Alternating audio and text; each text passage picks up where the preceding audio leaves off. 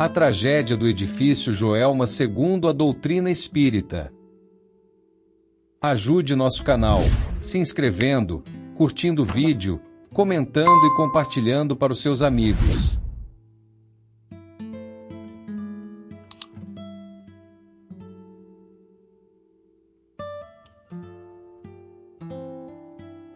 Manhã do dia 1º de fevereiro de 1974, uma sexta-feira como qualquer outra, os funcionários do edifício Joelma iniciavam mais um dia de trabalho. O prédio comercial, localizado na Avenida 9 de Julho, no centro de São Paulo, abrigava diversos escritórios, sendo a maioria ocupada pelo Banco Crefisul, que empregava centenas de funcionários. Entre eles estava Volquimar Carvalho dos Santos, uma jovem de 21 anos, cheia de sonhos e planos para o futuro. Formada como professora primária, havia sido recentemente aprovada para o curso de Letras na Universidade de São Paulo, mas continuava trabalhando na área administrativa do banco, onde exercia funções de gravador em processamento de dados no 23º andar. Na véspera da tragédia, Volquimar havia faltado ao trabalho para preparar sua documentação de matrícula na universidade. Naquele dia, porém, estava de volta ao escritório, sem saber que seria seu último. Por volta das 8h50 da manhã, um curto-circuito no sistema de ar-condicionado do 12º andar deu início ao incêndio. Como o edifício possuía materiais altamente inflamáveis, como divisórias de madeira, carpetes e forros de fibra sintética, o fogo rapidamente se espalhou. Em questão de minutos, as chamas tomaram mais da metade do prédio. A estrutura do Joelma apresentava diversas falhas de segurança, que tornaram o combate ao fogo quase impossível. Não havia escadas de emergência externas. Os hidrantes internos não tinham pressão suficiente. O edifício não possuía um heliporto, dificultando o resgate aéreo. Os elevadores pararam de funcionar rapidamente devido ao calor e à fumaça densa. O revestimento externo de alumínio e vidro ajudou a reter o calor, transformando o prédio em uma fornalha. A escada interna do edifício, que deveria ser um meio de evacuação seguro, funcionou como uma chaminé, sugando fogo para os andares superiores. A fumaça tóxica e o calor insuportável transformaram cada lance de escada em um caminho mortal. Quando o fogo atingiu os andares superiores, os funcionários ficaram sem saída. Muitos correram para janelas, tentando escapar do calor e da fumaça, enquanto outros se dirigiram ao terraço, na esperança de um resgate aéreo. Entre essas pessoas estava Volquimar. As imagens do incêndio foram chocantes. Funcionários desesperados saltavam dos andares na tentativa de escapar das chamas. Outros, sem opções, foram carbonizados no terraço, onde o calor era insuportável. Estima-se que mais de 60 pessoas desencarnaram ali, incluindo Volquimar. A jovem relata que, ao sentir a fumaça invadindo seus pulmões, sentiu um sono profundo e, ao acordar, percebeu que já não estava mais no prédio. Sua transição para o plano espiritual havia acontecido de forma inesperada. A dor da perda de Volquimar foi imensa para sua família, especialmente para sua mãe, Valquíria Carvalho dos Santos. Como muitos familiares das vítimas do Joelma, ela buscou consolo na fé e na espiritualidade.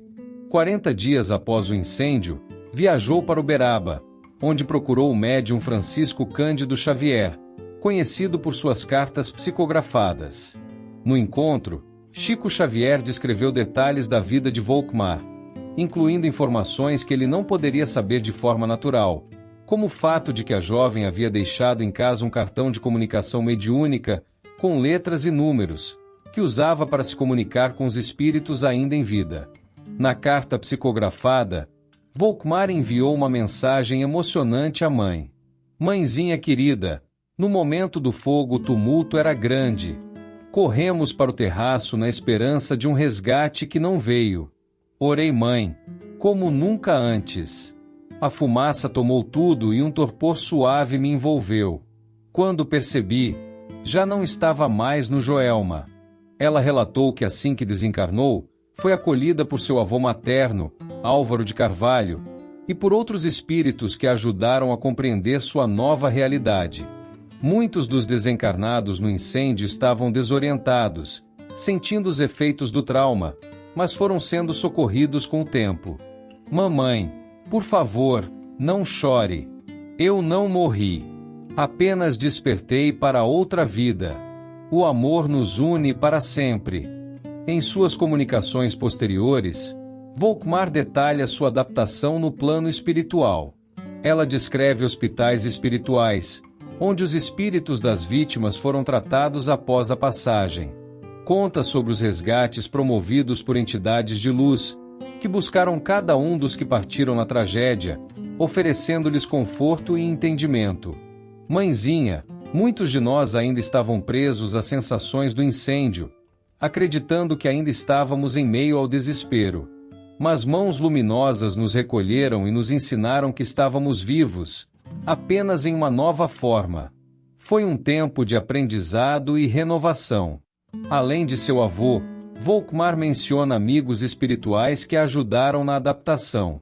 Ela fala sobre a necessidade do perdão e do amor, como forças essenciais para seguir evoluindo no mundo espiritual.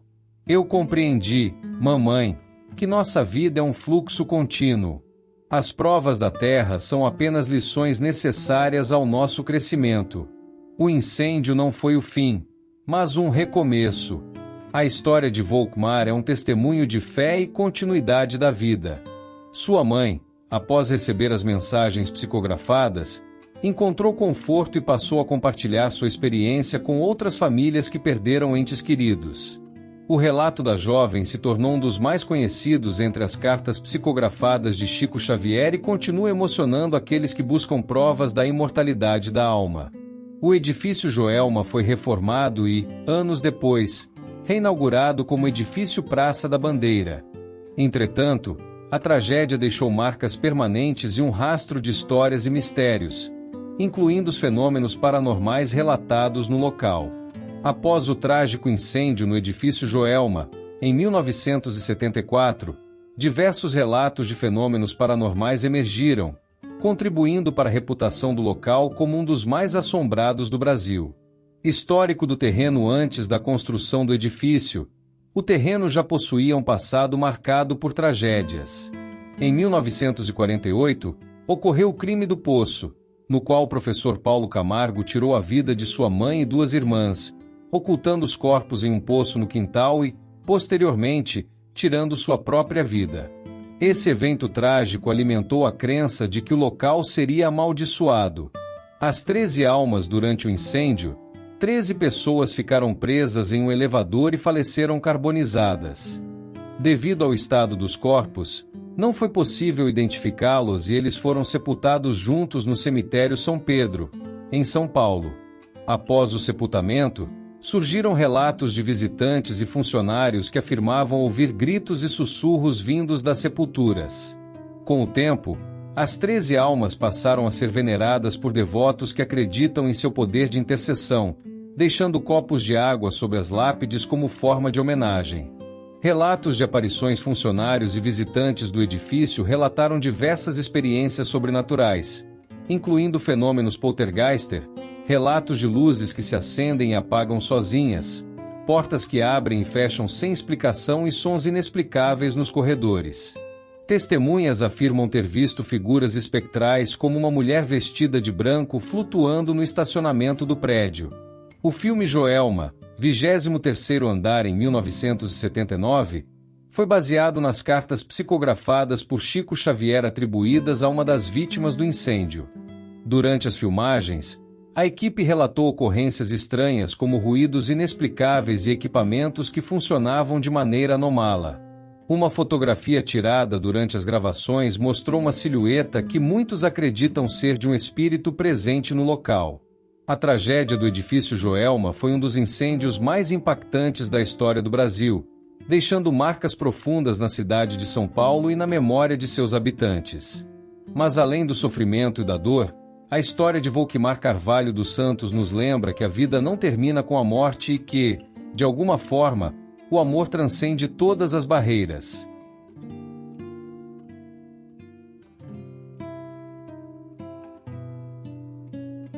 Ajude nosso canal, se inscrevendo, curtindo o vídeo, comentando e compartilhando para os seus amigos.